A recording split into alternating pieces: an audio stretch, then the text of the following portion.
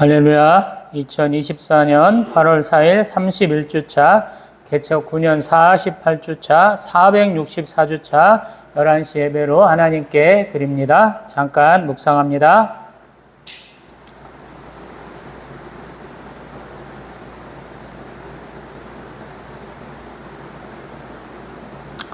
주님 감사합니다. 저희들에게 복된 주일 허락하셔서 주 앞으로 불러주시니 감사드립니다. 저희도 오늘 하나님께 영과 진리로 예배하는 자 되게 하시고 하나님이 저희들에게 주시는 생명의 말씀 잘 받아들이는 자들, 잘 믿고 따르는 자들 되기를 소망을 합니다. 온전히 저희를 하나님 붙잡아 주셔서 이 시간 저희들 딴 생각 들지 않게 하시고 오로지 생명의 말씀에 집중할 수 있게 하옵소서. 주님 사랑합니다. 우리 주 예수 그리스도의 이름으로 기도합니다. 아멘. 찬송가 11장입니다. 홀로 한 분 하나님께 전하 만민 경배하라. 만국왕을 다스리고 온 세상 만민 기르신다. 만국왕을 다스리고 온 세상 만민 기르신다. 독생성자 예수님께 모든 죄인 회개하라. 세상 만민 구원하고 놀라운 은혜 베푸신다. 세상 만민 구원하고 놀라운 은혜 베푸신다.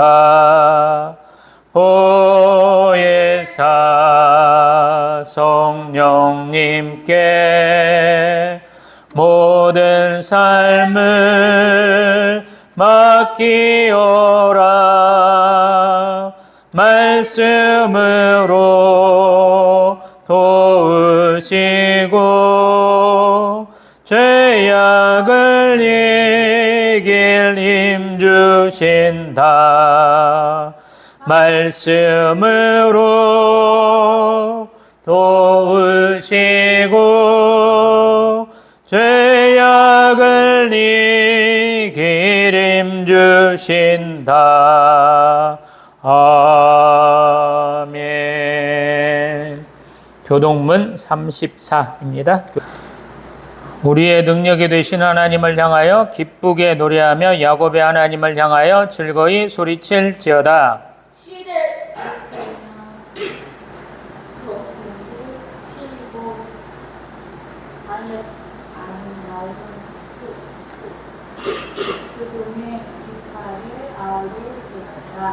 초하루와 보름과 우리의 명절에 나팔을 불지어다.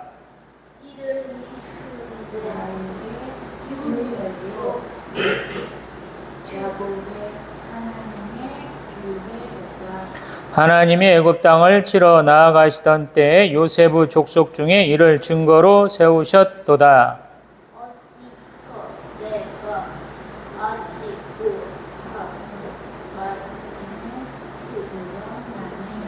이르시되 내가 그의 어깨에서 짐을 벗기고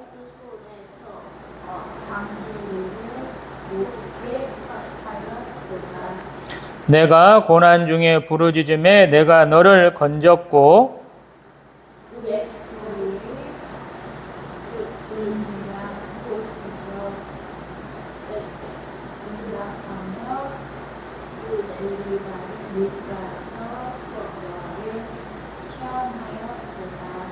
내 백성이여 들으라. 내가 내게 증언하리라. 이스라엘이여 내게 듣기를 원하노라.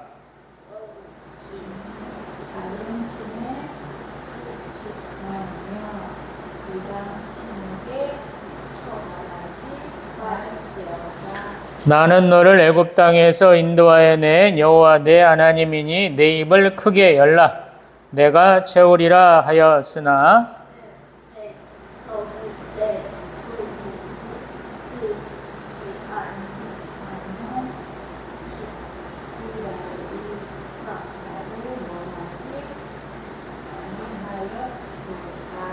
아멘.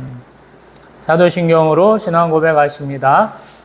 나는 전능하신 아버지 하나님 천지의 창조주를 믿습니다. 나는 그의 유일하신 아들 우리 주 예수 그리스도를 믿습니다.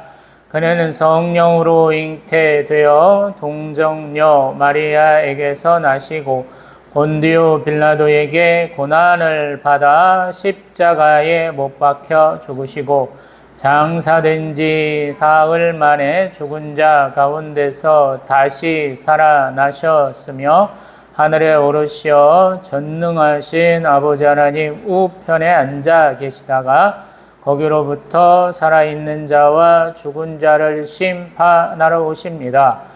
나는 성령을 믿으며 거룩한 공교회와 성도의 교제와 죄를 용서받는 것과 몸의 부활과 영생을 믿습니다. 아멘. 찬송가 322장입니다. 찬송가 322장입니다.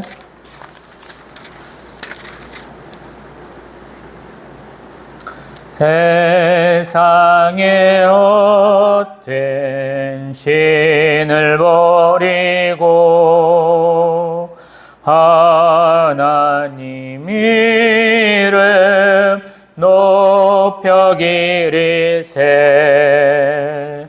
온 천하 백성 모두 나와서 다 같이 하나님만 섬기세 세상의 헛된 우상 버리고 인간의 모든 불기영화와 거짓과 불의 모두 버리고 온전히 하나님만 섬기세 주님의 백성 서로의 아려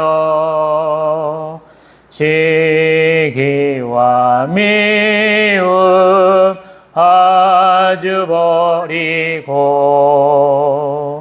하나님만을 홀로 섬기는 천국을 여서이로 주소서. 아멘.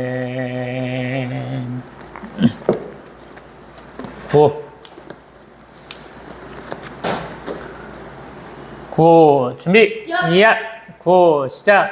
할렐루야. 하나님께 순종하고 충성합시다. 아멘. 오늘 성경 말씀 사도행전 5장 보겠습니다. 오늘 성경 말씀 사도행전 5장 보겠습니다. 아나리아라 하는 사람이 그의 아내 삽비라와 더불어 소유를 팔아 그 값에서 얼마를 감춤해 그 아내도 알더라. 얼마만 가져다가 사도들의 발 앞에 두니 베드로가 이르되 아나니아야 어찌하여 사탄이 내 마음에 가득하여 내가 성령을 속이고 땅값 얼마를 감추었느냐. 땅이 그대로 있을 때에는 내 땅이 아니며 판 후에도 내 마음대로 할 수가 없더냐. 어찌하여 이 일을 내 마음에 두었느냐. 사람에게 거짓말한 것이 아니요 하나님께로다. 아나니아가 이 말을 듣고 엎드러져 혼이 떠나니 이 일을 듣는 사람이 다 크게 두려워하더라. 젊은 사람들이 일어나 시신을 싸서 메고 나가 장사하니라. 3시간쯤 지나 그의 아내가 그 일어난 일을 알지 못하고 들어오니 베드로가 이르되 그 땅 판 값이 이것뿐이냐 내게 말하라 하니 이르되 예 이것뿐이라 하더라. 베드로가 이르되 너희가 어찌 함께 꾀하여 주의 영을 시험하려 하느냐 보라 내 남편을 장사하고 오는 사람들의 발이 문 앞에 이르렀으니 또 매어 내가리라 하니 곧 그가 베드로의 발 앞에 엎드러져 혼이 떠나는지라 젊은 사람들이 들어와 죽은 것을 보고 메어다가 그의 남편 곁에 장사하니 온 교회와 이 일을 듣는 사람들이 다 크게 두려워하니라. 사도들의 손을 통하여 민간의 표적과 기사가 많이 일어나매 믿는 사람이 다 마음을 같이하여 솔로몬 행각에 모이고 그 나머지는 감히 그들과 상종하는 사람이 없으나 백성이 칭송하더라. 믿고 주께로 나오는 자가 더 많으니 남녀의 큰 무리더라. 심지어 병든 사람을 메고 거리에 나가 침대와 요 위에 누이고 베드로가 지날 때에 혹 그의 그림자라도 누구에게 덮일까 바라고 예루살렘 부근에 수많은 사람들도 모여 병든 사람과 더러운 귀신에게 괴로움 받는 사람을 데리고 와서 다 나음을 얻으니라. 대제사장들과 그와 함께 있는 사람 즉 사두개인의 당파가 다 마음의 시기가 가득하여 일어나서 사도들을 잡아다가 옥에 가두었더니 주의 사자가 밤에 옥문을 열고 끌어내어 이르되 가서 성전에 서서 이 생명의 말씀을 다 백성에게 말하라 하며 그들이 듣고 새벽에 성전에 들어가서 가르치더니 대제사장과 그와 함께 있는 사람들이 와서 공회와 이스라엘 족속의 원로들을 다 모으고 사람을 옥에 보내어 사도들을 잡아오라 하니 부하들이 가서 옥에서 사도들을 보지 못하고 돌아와 이르되 우리가 보니 옥은 든든하게 잠기고 지키는 사람들이 문에 서 있으되 문을 열고 본즉 그 안에는 한 사람도 없더이다 하니 성전 맡은 자와 제사장들이 이 말을 듣고 의혹하여 이 일이 어찌 될까 하더니 사람이 와서 알리되 보소서 옥에 가두었던 사람들이 성전에 서서 백성을 가르치더이다 하니 성전 맡은 자가 부하들과 같이 가서 그들을 잡아왔으나 강제로 못함은 백성들이 돌로 칠까 두려워함이더라. 그들을 끌어다가 공의 앞에 세우니 대제사장이 물어 이르되 우리가 이 이름으로 사람을 가르치지 말라고 언금하였으되 너희가 너희 가르침을 예루살렘에 가득하게 하니 이 사람의 피를 우리에게로 돌리고자 함이로다. 베드로와 사도들이 대답하여 이르되 이 사람보다 하나님께 순종하는 것이 마땅하니라. 너희가 나무에 달아 죽인 예수를 우리 조상의 하나님이 살리시고 이스라엘에게 회개함과 죄 사함을 주시려고 그를 오른손으로 높이사 임금과 구주로 삼으셨느니라. 우리는 이 일의 증인이요 하나님이 자기에게 순종하는 사람들에게 주신 성령도 그러하니라 하더라. 그들이 듣고 크게 노하여 사도들을 없이하고자 할세 바리새인 가말리엘은 율법교사로 모든 백성에게 존경을 받는 자라. 공회 중에 일어나 명하여 사도들을 잠깐 밖에 나가게 하고 말하되 이스라엘 사람들아 너희가 이 사람들에게 대하여 어떻게 하려는지 조심하라. 이전에 드다가 일어나 스스로 선전하며 사람이 약 400명이나 따르더니 그가 죽임을 당하며 따르던 모든 사람들이 흩어져 없어졌고 그 후 호적할 때 갈릴리 유다가 일어나 백성을 꾀어 따르게 하다가 그도 망한즉 따르던 모든 사람들이 흩어졌느니라. 이제 내가 너희에게 말하노니 이 사람들을 상관하지 말고 버려두라. 이 사상과 이 소행이 사람으로부터 났으면 무너질 것이요 만일 하나님께로부터 났으면 너희가 그들을 무너뜨릴 수 없겠고 도리어 하나님을 대적하는 자가 될까 하노라 하니 그들이 옳게 여겨 사도들을 불러들여 채찍질하며 예수의 이름으로 말하는 것을 금하고 놓으니 사도들은 그 이름을 위하여 능욕받는 일에 합당한 자로 여기심을 기뻐하면서 공회 앞을 떠나니라. 그들이 날마다 성전에 있든지 집에 있든지 예수는 그리스도라고 가르치기와 전도하기를 그치지 아니하니라. 아멘. 할렐루야. 사도행전 5장입니다. 우리 사도행전 2장에서 오순절 성령 강림 사건이 있었고 또 우리 3장에서 우리 베드로 사도와 요한 사도가 성전으로 올라가다가 나면서부터 못 걷게 된 사람 거의 40여 세나 된 사람을 고치는 사건이 있었고요. 그 다음 우리 4장에서는 그러한 그들의 행위, 치유와 말씀 사역에 대한 반발이 있어서 우리 사도들을 옥에 가두었던 일들이 있었고요. 그러고 나서 지금 일어나는 일들입니다. 우리 4장 32절에서 37절까지 내용은 2장 43절에서 47절에서 일어난 내용과 같아요. 교회는 믿음을 가진 자들의 공동체이기도 하고 어떤 면에서 경제적 공동체이기도 하다라는 것. 그래서 자기들이 가진 것을 다 놓아서 이렇게 숙식을 해결하는 것까지 이르게 되었다라는 것. 왜 그러냐면 이 사람들이 아마도 다 우리 소위 말해서 자신들의 믿음을 위해서 자기들을 희생했기 때문에 그런 것 같아요. 우리 요한복음 9장 얘기를 제가 많이 했었는데 그때도 예수님이 태어날 때부터 장애를 가진 선천적 장애를 가진 사람을 이렇게 고쳐 주었었죠. 그 맹인을 고쳐 주었었는데 그때 출교라는 우리 공의의 처분에 그가 강력하게 저항을 하면서 정말로 출교를 당하면서도 그 믿음을 보여줬는데 우리 지금 사도행전 4장에서도 나면서부터 못 걷게 된 사람은 공의에 가서 같이 증언함으로써 그러한 일을 당했던 것 같고 총 한 5천 명이나 달았다라는 얘기를 하는데 남자만 그들도 다 같이 출교의 어떤 벌을 받은 것 같아요. 그렇게 많은 사람들이 일방적으로 당할까 싶기도 하지만 이스라엘은 그럴 수 있는 상황이었다라는 생각이 들거든요. 그래서 굉장히 어려운 상황이었고 그러다 보니까 사람들이 우리 4장 32절에 37절까지 얘기하는 것처럼 자기 재물을 베드로 사도나 이런 사도들에게 드려서 공동체의 쓰임새에 이렇게 보탰던 것이 아닌가 싶어요. 그러다 보니까 5장에서는 그 과정 중에서 조금 욕심을 챙긴 아나니아와 삽비라 부부를 다루고 있어요. 아나니아가 그 안에 삽비라하고 소유를 팔아서 다 드렸으면 좋은데 그 얼마를 감추었다라고 그래요. 이게 왜 잘못일까 싶어요. 근데 한편으로 보면 몽땅 다 드리는 것이 어떤 면에서 그냥 보편적인 생각이었다라는 생각이 들어요.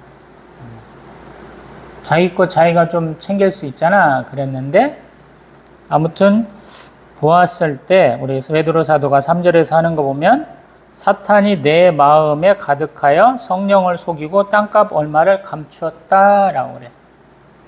땅값 얼마를 감춘 것은 죄라라고 얘기를 해요.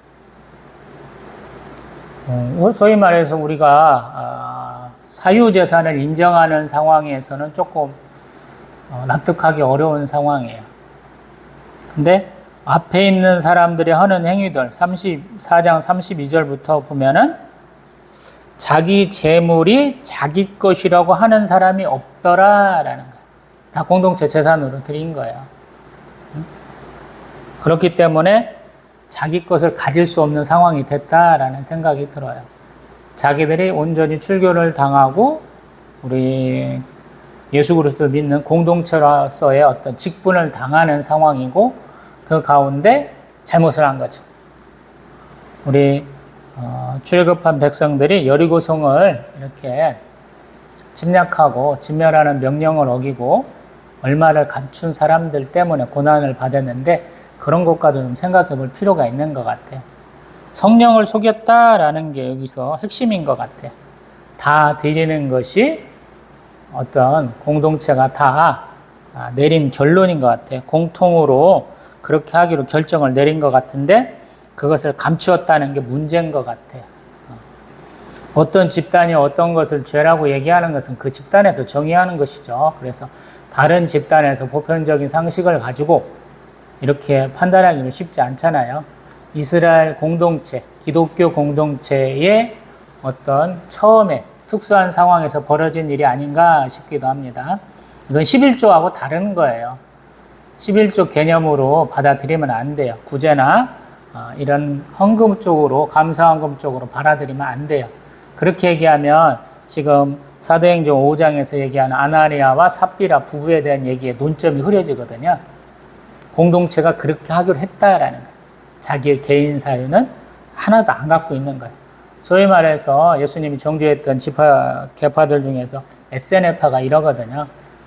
하나의 그 지도자, 원장이라는 사람에게 개인이 가진 재산을 몽땅 다 헌납하면 그 원장이라는 사람이 그 재산을 가지고 공동체의 삶을 꾸려가는 것인데, 그것과도 조금 상관이 좀 있는 것 같아요. 그러다 보니까 베드로 사도가 성령을 속였다라는 한 가지 이유만 가지고 책망하는 건 아니에요. 4절에 보면 땅이 그대로 있을 때에는 내 땅이 아니며 판 후에도 내 마음대로 할 수가 없더냐, 이런 얘기를 해요. 왜 내 땅이 아니냐라고 하는 거예요. 이게 조금 생각해 봐야 문제예요. 우리 자본주의에 살고 있고 사회재산 제도를 우리가 잘 이해하고 따르고 있는 한국 사람들은 이해 못할 수 있어요. 왜냐하면 유대인들은 그 땅은 자기신의 것이 아니야. 개인의 소유가 아니야. 하나님이 주신 거예요. 레위기 25장에 가보면 그런 논리가 너무 잘 얘기하고 있어요. 그 부분 잠깐 한번 봅니다. 레위기 25장 23절. 레위기 25장 23절. 토지를 영구히 팔지 말 것은 토지는 다 내 것임이니라. 너희는 거류민이요 동거하는 자로서 나와 함께 있느니라. 아멘. 토지는 하나님 거야. 하나님 백성에게 주는 거야. 임대 형식이에요. 근데 그 임대가 영구 임대예요. 그 사람과 그 사람에게 자손에게 주는 거야. 그래서 이스라엘의 토지법이 좀 이상해요. 흔히 말해서 희년이라는 개념이 있죠. 50년쯤 되면 본래 주인에게 돌아가야 돼요. 물론 그 중에는 성읍 있는 땅의 집 같은 경우에는 조금 달라요. 돌려주지 않을 때도 있어요. 근데 대부분은 돌려줘야 돼요. 그 사람이 능력이 안 되면 그 사람 주위에 있는 사람들이 그것을 돌려주도록 해야 돼요. 왜냐하면 이건 하나님 것이에요. 하나님이 그에게 주신 유업이에요.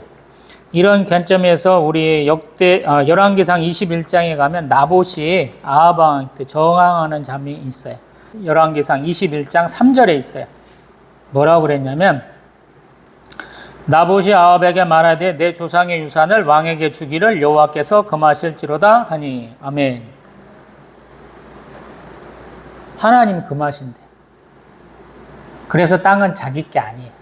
쉽게 말하면 살아생전 자기 거 아니고 판 것은 또 성령의 감동으로 파는 거니까 사람 것이 아니다라는 논리예요. 굉장한 논리죠. 특수한 상황이고.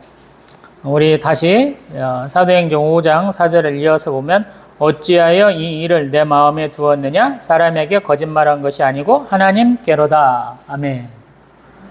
자신의 욕심으로 한 것이 사람에게 범죄한 게 아니다라는 거야. 우리 건데 우리가 조금 가져도 되잖아 그랬는데 베드로 사도는 그것은 하나님 앞에 죄 지은 것이다 그래요. 그리고 그 사람이 이걸 받아들이지 않으면, 수긍하지 않으면 뭐 계속 다툼이 일어나고 긴장이 있을 텐데 그 사람도 그 말을 듣고 놀라고 또 두려워하게 되었다라는 거예요. 그래서 5절에 그가 듣고 엎드려져 혼이 떠났다라는 거예요. 죽었다라는 얘기예요. 참 놀라운 거죠. 책망하는 말을 듣고 바로 죽은 거예요. 베드로 사도가 선천적 장애를 가지고 있는 사람들도 살리고 있고 여러 사람도 치유하고 있지만 지금 어떤 형벌을 가하는 장면이죠. 말씀으로 혼내고 그 말씀이 누군가에게는 죽음으로 이렇게 실체화된다라는 거.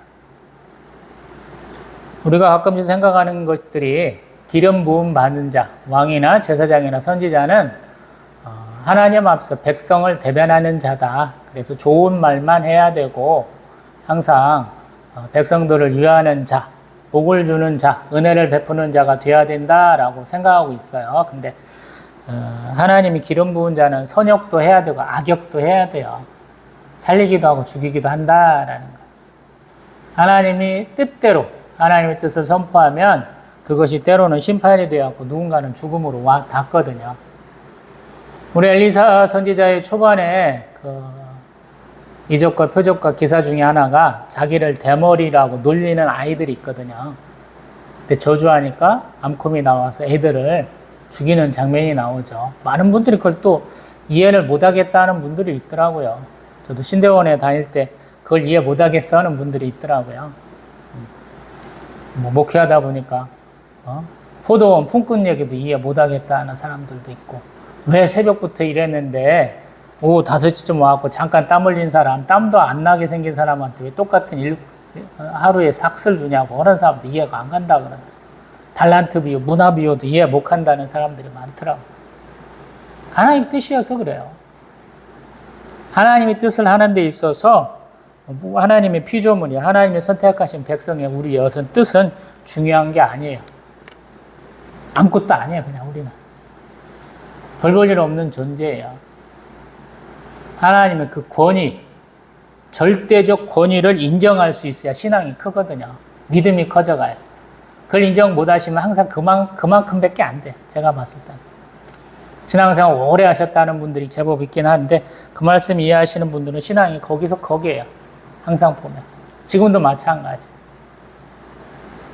제가 지금 일반적인 상식으로는 이해가 안 갑니다. 그러는데, 베드로 사도에게는 너무 당연한 거예요. 왜? 하나님을 속였으니까. 이제 하나님을 속이면 안 되는 거예요. 자기들이 이제 예수 그리스도, 성령 세례를 받은 사람들이거든요. 우리가 성령 세례 받으면 맨날 방언해야 된다고 하는데, 성령 세례는 하나님의 큰 일, 예수 그리스도 증거하는 데 있어서 우리에게 힘과 지혜와 용기를 주시는 거예요. 베드로 사도가 지금 그걸 하잖아요. 이들도 마찬가지거든요. 출교를 당하고 다른 모든 사람들한테 다 단교 당하면서, 절교 당하면서 오로지 예수님만 믿고 따르겠습니다, 이렇게 결단하는 시기거든요. 그런 때에 사람들을 속이고 하나님을 속인 것이다 라는 거야. 사람 속인 것은 조금이라면 하나님을 속인 것은 더 큰 벌이기 때문에 너가 혼날 거야 라고 얘기하는데, 그 심판의 메시지가 바로 임했다라는 거예요. 더 무서운 것은 뭐냐면, 대개 이 사람들은 장례 절차가 뭐 이렇게 간단하게 끝나지 않아요. 죽은 사람 시신 싸매갖고 나가서 바로 장사한다? 이렇게 되지는 않아요. 근데 특수한 상황이기 때문에 그래요. 이 사람들은 혼이 떠나가는 그 기간이 약 3일 정도 된다라고 그래요. 우리 이제 요한복음에 가보면 그 얘기를 제가 조금 더 자세하게 할 것인데, 여기서 조금 언급해 보면 요한복음 11장에 보면 나사로가 나와요. 마리아와 마르다의 오빠가 되는 나사로라는 사람이 나오는데, 남동생일 수도 있는 사람이 나오는데, 이 사람이 아프니까 도와주세요 라고 그러는데, 예수님이 일부러 조금 지체하시고 한 나흘쯤 될 때 가시거든요. 그래서 이 사람이 벌써 장사 지내가지고 벌써 썩은 내가 난다 그래요. 그때 예수님이 그를 살리시거든요. 이 사람들은 혼이 3일쯤 지나면 떠난다 그래요.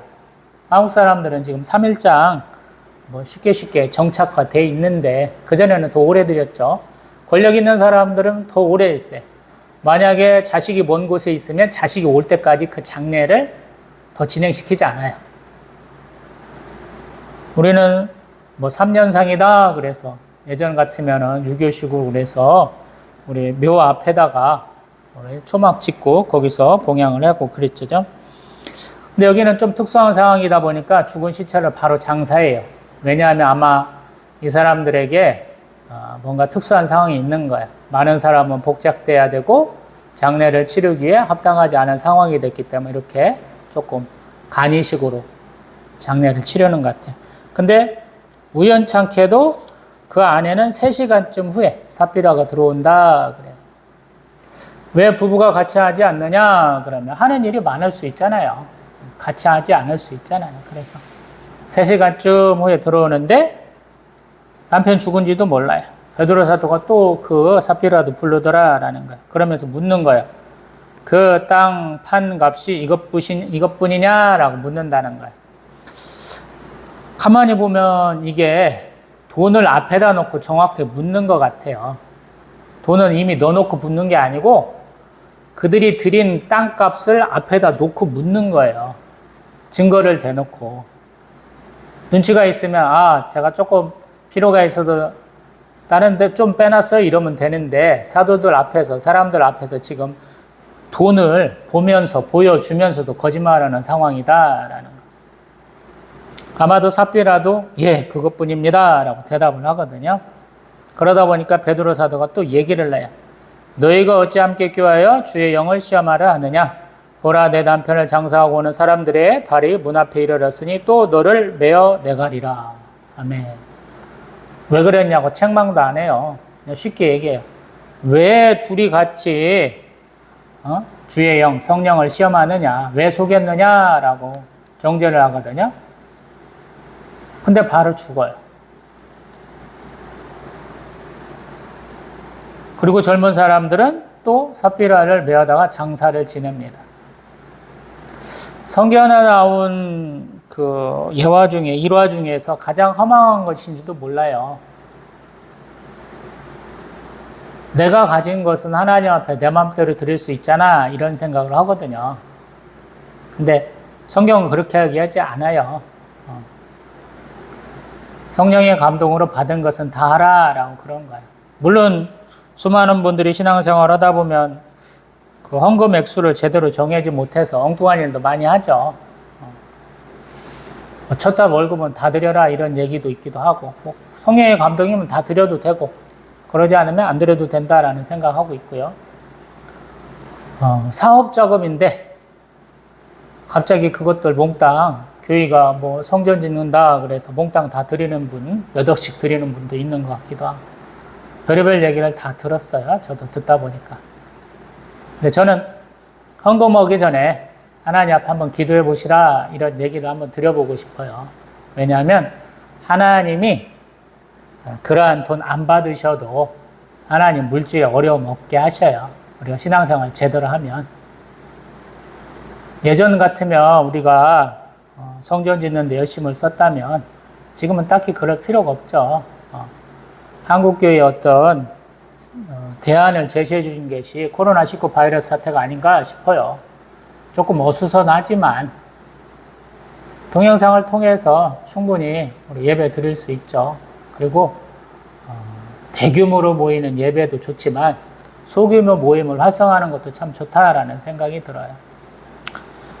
경건서적들 많이 읽다 보니까 느끼는 게 뭐냐면 우리 미국이나 서유럽의 많은 우리 교회들은 소규모 모임이 굉장히 활성화되어 있더라라는 거예요. 우리는 기껏 모이면 전도할 때, 또 뭐 교회 행사할 때, 아니면 구역 예배 드릴 때 정도만 모이는데 그거에서 그치지 않더라라는 생각이 들더라고요. 많은 사람들이 자신들의 관심을 가지고 자기들이 추구하는 바를 모여서 교제를 많이 하는 게 참 중요하다라는 생각을 하게 돼요. 그러다 보면 큰 곳이 필요한 게 아니고 효율성 있게 쓰는 게 필요하거든요. 수천 명, 수만 명, 저희는 수십만 명 모여서 예배도 드리는 게 자랑이긴 하지만 조금 더 세분해 볼 필요도 있다라는 생각을 해서 그 말씀 드려봅니다.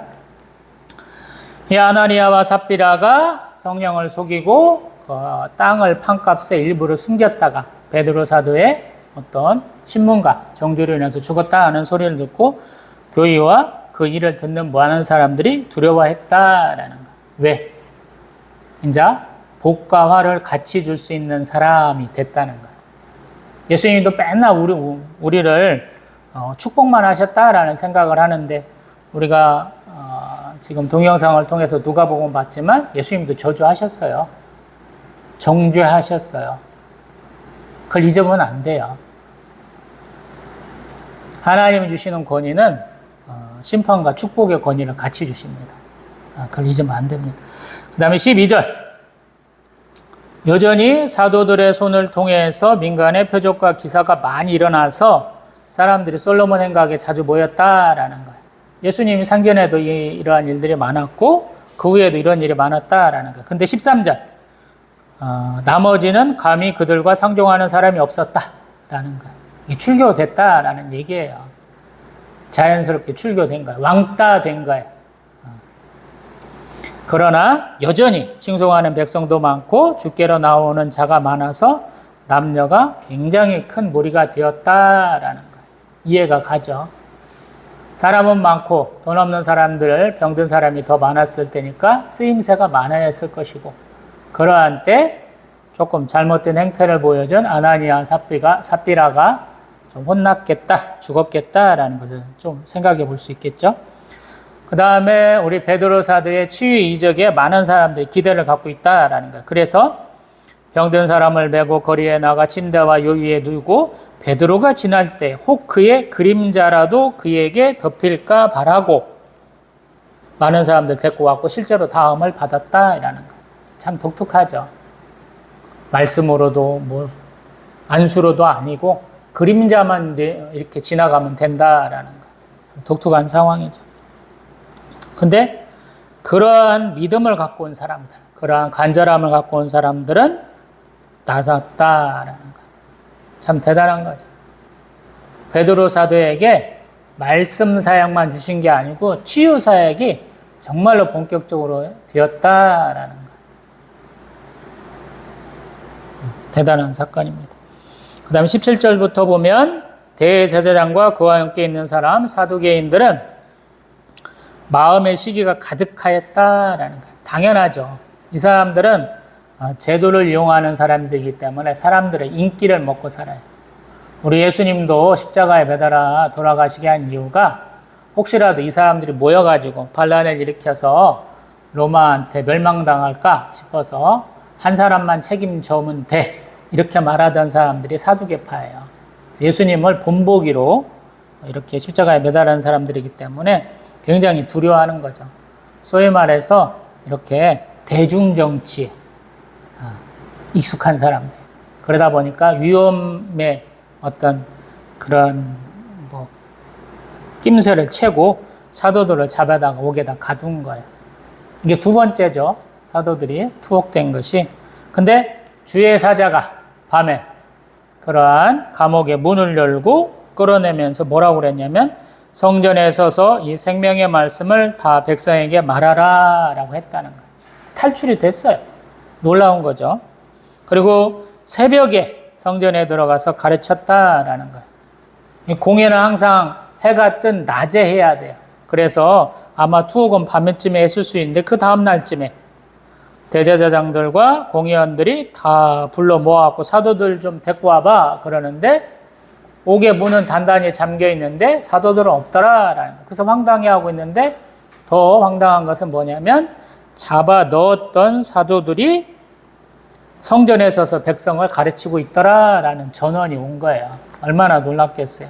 그래서 다시 잡아오라라고 보냈다라는 거예요. 26절에. 근데 강제로는 부인을 못했다라는 거. 강제로 잡아오지는 못했다라는 거. 왜? 백성들이 너무 많았다라는 거. 놀라운 거죠. 가서 복음 증거하라 그랬는데 그 복음에 수많은 사람들이 경청하고 있더라라는 거. 벌써 어마어마한 사람이 있기 때문에 소수의 병력으로 소수의 사람으로 가서는 잡아오지 못할 정도였다라고 얘기하는 거예요. 26절에. 그리고 다시 공회 앞에 세우면서 대제사장이 저번에 얘기했던 우리 4장에서 얘기한 것과 비슷한 얘기를 해요. 뭐라고 그러냐면 우리가 이 이름 주 예수 그리스도의 이름으로 사람을 가르치지 말라 언급하였는데 너희가 왜 그렇게 하고 있어? 이 사람의 피 예수 그리스도가 돌아간 것을 우리에게로 전가하려고 그러는 것이지 라고 얘기한다라는 거. 대제사장이라는 사람들에게 가장 중요한 지금 이슈는 뭐냐면 예수 그리스도를 죽인 책임이 우리에게 없다라는 거예요. 예수가 정말로 성전 파괴하려고 한 사람이야. 또 세금 내지 말라고 부추긴 사람이야.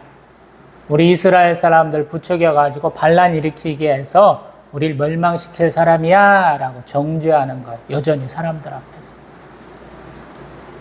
근데 베드로와 사도들은 이렇게 말씀하고 있죠. 사람보다 하나님께 순종하는 것이 마땅하다. 아멘. 이 말씀을 4장에서도 했어요. 그러면서 또 얘기를 해요. 너희가 나무에 달아 죽인 예수를 우리 조상의 하나님이 살리시고 이스라엘에게 회개함과 죄사함을 주시려고 그를 오른손으로 높이사 임금과 구주로 삼으셨다. 아멘. 주 예수 그리스도, 주 그리스도, 왕과 임금, 또 구주와 그리스도를 비슷하게 보면 돼요. 그래서 예수, 갈릴리 나사렛 예수라고 불리던 분을 그들의 왕, 또 그리스도라고 지금 얘기를 하고 있는 거예요. 그러니까 절대 그 사람들은 받아들일 수가 없는 거죠. 그러면서 32절에 뭐라고 붙이냐면 우리는 이 일의 증인이다. 하나님이 자기에게 순종하는 사람들에게 주신 성령도 그러하다. 아멘. 증인이 둘이다라는 거. 우리도 있는 것뿐만 아니라 성령께서도 그렇게 증거하고 계셔라는 거. 이 사람들은 깜짝 놀라는 거죠. 도저히 받아들일 수가 없는 거잖아요. 이스라엘의 왕이라고 조롱했고 그리스도이면 네가 스스로 내려봐 이렇게 조롱했던 거잖아요. 절대 믿지 않고 있는데 더 강경하게 얘기한 거죠. 그 말 하지 말라고 하는데 더 크게 소리치고 있으니 죽이려고 그러겠죠. 근데 그러한 때 한 사람이 나섰어요. 그 사람이 누구냐면 우리 바리새인 가말리엘, 우리 사도 바울의 스승되는 분이시죠. 그분이 율법교사인데 백성에게 존경을 받는다라고 얘기하고 있죠. 우리 라보니, 우리 아까 나사로 살릴 때 자기 동생인지 오빠인지에게 얘기할 때 예수님은 그렇게 부르잖아요. 거기 급에 해당하는 분이에요. 율법으로는 굉장히 가장 높은 것에 있는 분. 여기서는 율법의 해석이 굉장히 중요하기 때문에 이렇게 대제사장도 함부로 못 하시는 분이에요. 이분이 공회에서 일어나가지고 말을 하는데 좀 대변을 해줘요. 어떻게 얘기하냐면 드다라는 사람, 또 갈릴리 유다라는 사람이 들고 일어났었잖아. 그 사람들은 말은 안 하지만 쉽게 말하면 그리스도라고 자칭했던 사람들이에요. 쉽게 말하면. 그런 사람들 다 망했었잖아. 그러니까 38절에 얘기하는 것처럼 이 사람들 그냥 놔둬봐. 이 사상과 수행이 사람으로부터 났으면 반드시 망할 것이고 39절 하나님께로부터 났으면 너희가 이길 수도 없겠고 또 하나님을 대적하게 될까 두려우니까 그냥 놔둬봐 라고 얘기한다라는 거예요. 이 논리가 너무 합당하게 여겨지는 거죠. 왜? 성전에서 이렇게 말씀 사역하고 있는, 말씀 선포하고 있는 사도들 강제로 못 데리고 왔잖아요. 예수님이 세례 요한의 세례가 하늘로부터냐 사람으로부터냐 물었는데 답을 못 했잖아요. 사도들이 사람 말 듣는 게 좋아, 하나님의 뜻대로 행하는 게 좋아 반문하면서 우리 하나님 뜻대로 할 거야 라고 얘기하는데 더 이상 어떻게 못하는 상황이잖아요. 그래서 어쩔 수 없이 이번에도 40절에 보면 채찍질을 하고 절대 예수의 이름으로 말하지 마 이렇게 얘기하면서 풀어줬다라는 거. 근데 우리 사도들은 여전히 예수의 이름을 위하여 능욕받는 일에 합당한 자로 여기심을 받아 기뻐하면서 공의함을 떠났다. 나 예수의 이름이면 죽을 수도 있어. 이렇게 얘기하는 거랑 똑같거든요. 나 예수의 이름을 얘기할 거야. 근데 예수는 누구냐면 42절 예수는 그리스도야 라고 선포했다는 거예요. 그래서 이제부터 우리 사학자들은 얘기할 때 그리스도가 이제 일방 명사, 언젠가는 오실 우리를 구원하실 메시아가 아니고 예수 그리스도가 되었다라고 얘기하는 거예요. 우리 하나님 나라의 큰 일, 새 일을 얘기한다 그랬는데 그때부터 베드로 사도가 주장했던 것이 지금 공의에 지금 한 두세 차례 이렇게 잡혀가다 보니까 사람들도 인정하기 시작한 거예요. 이제 사도들도 이제 그 말씀이 이제 정착이 된 거예요. 그래, 주 예수 그리스도시지 이렇게 표현한다라는 거예요. 굉장히 놀라운 역사적인 사건을 지금 얘기하는 우리 사도행전 5장 보고 있는 겁니다. 말씀을 조금 새겨봅니다. 전체적인 맥락만 좀 파악을 했고요. 성경을 보다 보면 굉장히 어려워요. 어떤 면에서 어렵냐면 복이 있으면 화가 있어요. 많은 분들이 하나님의 축복만 얘기하는데 하나님의 저주도 있어요. 그걸 인정을 해야 돼. 하나님은 창조주, 심판주, 구세주, 섭리주 되셔요. 우리를 태어나게 하시고 살아가게 하시고 또 죽음 후에 하나님 곁으로 불러셔서 영생을 누리게 하시거든요. 근데 그 안에 심판이 있어요. 잘 못할 때는 하나님이 죽이신다라는 거예요. 그것은 하나님의 백성이라고 해서 피해가진 않아요. 그래서 많은 분들이 고민하고 있죠. 태어날 때 죽은 사람 어떻게? 엄마 뱃속에서 죽은 사산아들은 어떻게?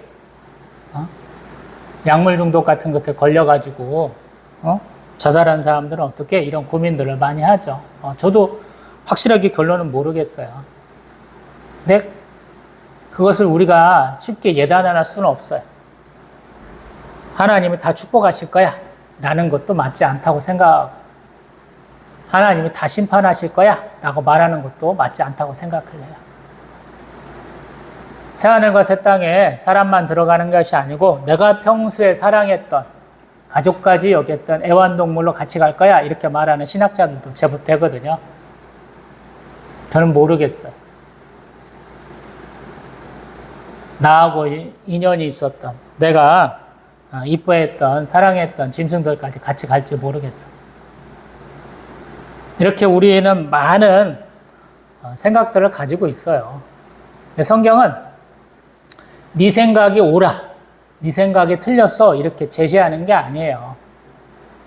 하나님이 계획하신 일들이 이렇게 어떤 사람들을 통해서 이루어져 갔어 이렇게 말해 주는 거예요. 우리에게 해석의 여지를 굉장히 많이 줘요. 한국 사람들이 공부하는 방식 중에 가장 선호하는 것이 사지선다, 또 단답식을 굉장히 좋아하거든요. 근데 우리 조상들이 그렇게 단순한 암기력만을 따지던 분들이 아니에요. 조선시대 때만 해도 양반되기가 굉장히 힘들어요. 암기 과목 보고 나서는 때로는 지방에서 이렇게 시험에 합격하고 임금 앞에 나가는 전시회 같은 경우 보면 논문을 써야 돼, 논문을. 책 한 권을 써서 내야 된다라는 거예요. 알고 있던 지식을 참고하라고 오픈북 테스트도 아니야. 자료를 가지고 가지도 못해. 자기 머릿속에 있는 걸 다 이렇게 풀어내서 엄청나게 긴 그러한 장문형으로 답들을 내놔야 되거든요. 성경도 마찬가지예요. 저도 이렇게 말씀을 이렇게 선포하고 있지만 제 생각은 굉장히 일부분의 것이에요. 제가 살아온 삶을 바탕으로, 제가 읽었던 책들을 바탕으로, 제가 고민하고 생각했던 것 바탕으로 이렇게 해석하는 거거든요. 그래서 어떤 사람의 삶에는 전혀 안 맞을 수 있어요. 그리고 하나님은 종류대로 창조하신 하나님이거든요. 그래서 그 스펙트럼, 그 범위가 굉장히 넓어요. 너무 한쪽으로 치우쳐가지고 하나님이 정하신 어떤 선을 넘지 않는다면 하나님 용납하시기도 해요. 믿음의 정도에 따라서 굉장히 그 폭이 또 넓어져요. 하나님이 정하신 선을 한참 넘어가도 하나님이 용납하실 때가 있어요. 처음이니까 괜찮아. 어리석으니까 괜찮아 하시거든요. 근데 신앙생활이 오래될수록 그 선 안에 반드시 있어야 돼. 하나님은 그걸 요구하시거든요. 그래서 내가 생각하는 것과 부딪히는 것들이 엄청나게 많이 나와요. 암기 과목 하듯이 무슨 일이 있었어 이렇게 성경을 읽으면 신앙생활이 조금 단순해져요. 그리고 내가 하나님과 어떤 관계인지 본인도 잘 모르고 따내려가는 거예요. 그냥 군중심리에 따라가는 거랑 똑같거든요. 하나님 그걸 원치 않으세요. 하나님과 1대1로 독대하도록 시키시거든요. 1대1 면담을 하셔요. 그때가 오면 굉장히 우리가 힘들어지거든요. 왜? 그런 것을 혹시라도 내가 겪을까 그랬거든요. 신앙생활 하면서 몇천 명, 몇만 명 되는 교회 선호하시는 이유 중에 하나가 뭐냐면 그냥 편안하게 의무도 없이 편안하게 예배드릴 수 있으니까. 근데 안 그렇다라는 거예요. 하나님 모르신다라는 거예요. 베드로 사도가 조금 이렇게 책임감 있고 그러지만 아나니아와 삽비라라는 사람을 정죄하고 싶으셨을까라고 한번 물어보세요. 스스로. 베드로 사도가 그걸 원했을까요? 그리고 그런 행위에 사람들이 논란만 있었을까요? 뒷말들이 굉장히 많았겠죠. 자기가 가진 재산 다 드린 사람은 또 어떻게 느꼈을 것이고, 받기만 하고 있는 사람들은 어떻게 할 것인가라는 거예요. 우리 6장에 가면 과부들이 또 나뉘잖아요. 유대, 헬라파, 과부들이 나눠갖고 구제하는데 왜 헬라파 과부들은 왜 빼놓는 거야? 이렇게 다툼이 나잖아요. 왜 그러겠어요? 사역하는 사람들의 상편을 모를 수도 있고, 자금의 압박도 있을 수도 있고, 여러 가지 복합적인 문제가 있겠죠. 근데 베드로 사도는 사람을 보지 않는다라고 좀 말해보고 싶어요. 하나님 본다고.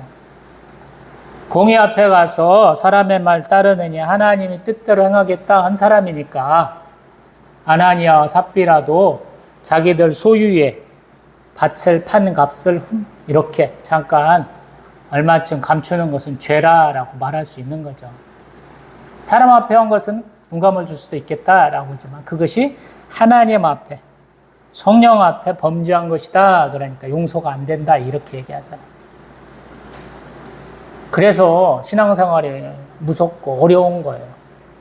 내가 사람 앞에서 내 나름대로 기준을 얘기하는데 그 기준이 하나님 앞에서 맞는 거냐, 맞는 거냐라는 거.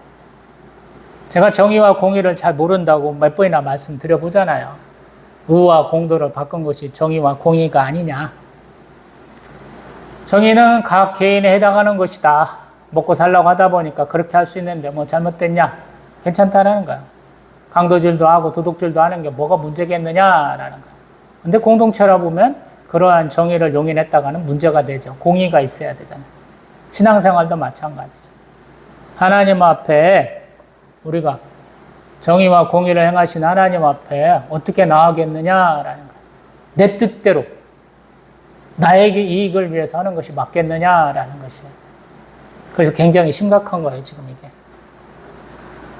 사도행전 4장까지 믿음으로 하나가 되었다면 이제 그 사람들이 공동체로 엮어져가는 과정 중에서 겪는 여러 가지 혼란한 문제점들, 해석의 차이가 다른 것들을 다루는 부분이 사도행전 5장부터예요. 이 부분이 예루살렘 공의회까지도 갑니다. 관점이 다르니까요. 그들이 할 수 있는 것은 뭐냐면 하나님께 기도하는 것밖에 없어요. 예수님 벌써 부활하시고 승천하셨잖아요. 베드로 사도가 가장 큰 권력을 가진 것처럼 얘기하지만 그렇게까지도 되지도 않죠. 치유 사역에 의했어요. 처음에 말씀 선포에 있어서 베드로 사도의 권위가 점점 커가지만 그 부분들이 점점 사라져요. 이후에 보면 베드로 사도가 이제 우리 한 12장 정도 가면 투옥 떴다가 도망가면서 예루살렘을 탈출해 버리거든요. 그 다음부터는 이 교회의 지도층이 또 바뀌게 돼요. 이러한 문제들을 다 얘기하고 있는 거예요. 어떤 면에서 보면 내가 신앙생활하는 데서 여러 가지 문제가 생길 수 있는데 무엇을 기준으로 삼느냐라는 거예요. 자기의 죽음의 위기 앞에 목숨 걸고 신앙 지키겠다 하는 것은 경제적인 상황도 포함된다라는 거. 자기가 가진 사유 재산도 포함된다. 이 얘기를 지금 해보고 싶어서 누가가 이렇게 가까이에 붙여놨는지도 모르겠어요. 우리는 다르게 생각하잖아요. 교회 다니는 이유가 잘 먹고 잘 살기 위해서. 이런 분들 되게 많잖아요. 꼭 우리 유대인들과 똑같은 생각 하시잖아요. 율법 잘 지키면 돼. 우리 교회, 대한민국 21세기 교회의 문은 굉장히 낮죠. 요구하는 게 굉장히 낮아요. 왜냐하면 믿는 사람들이 점점 줄어들다 보니까 그 문턱을 낮춰야 되고, 낮추다 보니까 최대한 포용하려고 그러거든요. 근데 그런 얘기가 있잖아요. 누구나 다 될 수는 있다라는 거. 미국에서 대학교 가기가 참 쉽다라고 그러잖아요. 실력이 뛰어나만 가는 게 아니에요. 우리처럼 사회적 약자에 대한 배려가 굉장히 많아요. 근데 입학은 자유지만 졸업은 쉽지 않다. 입학생의 약 40% 정도만 졸업한다 이런 것 같아요. 제가 언뜻 듣기로는. 신앙생활도 마찬가지. 예수 그리스도의 십자가 보혈에 의해서 우리는 다 기독교에 입문할 수 있어요. 하나님 아버지, 하나님 아빠 이렇게 부를 수 있는 거예요. 근데 구원받기는 쉽지 않아요. 왜? 유혹이 너무 많아요. 하나님은 그런 유혹을 이겨내라고 말씀하시거든요. 이겨낼 수 있도록 성령 충만함이 우리에게 주어져요. 근데 그러지 못할 경우에 그 심판이 임할 수 있다라는 거예요. 요한계시록이 그걸 더 크게 얘기하는 것이고요. 로마에 항복해가지고 잠깐 인정하면 돼요. 우상숭배 인정하면 됩니다. 가이사가 왕이다. 황제가 왕이다. 이런 얘기 한번 외치면 됩니다. 근데 그거 못해갖고 수많은 사람들 순교하거든요. 고난 앞에 수긍하고 변절하면 되는 것처럼 얘기하거든요. 근데 안 된다라는 거예요. 흰 옷 입은 사람, 하나님의 생명책, 하나님의 책에 이름이 딱 된 사람은 목숨 걸고 하나님 믿고 그의 뜻에 따른다 이렇게 얘기하거든요. 그리고 그러한 초창기 모습을 보여주는 것이 사도행전이에요. 그래서 조금 너무 단순하게 현실성이 없어 이러지 마시고 조금 차근히 보다 보면 이런 분들이 이런 각오를 하는구나. 내 모든 소유, 내 모든 삶을 이렇게 하나님 앞에 드리고 이 예수 그리스도를 증거하려고 힘을 내고 있구나. 다른 사람들은 안 믿어도 아마 이 당시 1%도 안 될 거예요. 기독교인들.